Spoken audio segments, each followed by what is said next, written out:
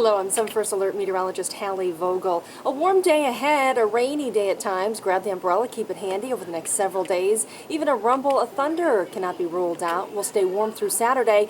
Here we go with our futurecast, and again, that warm front lifts northward through the area, allowing some of that moisture, scattered showers, a few thunderstorms in, but also some warmer temperatures too. Once it begins to move further north, we'll see some heavier rains up towards Saginaw, but at least the chance for scattered showers in Metro Detroit through again the entire weekend. 75 for a high today, cloudy, mild rain showers, and then for tonight, more of the same. Will stay mild with temperatures in the 60s overnight, some areas of fog developing.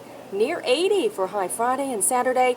We'll watch how slowly or quickly the cold front will come through on Sunday. Could see a few showers remaining Monday morning. Temperatures next week, at least starting in the mid-60s. Well, thank you for clicking on WXYZ.com. I hope you have a great day.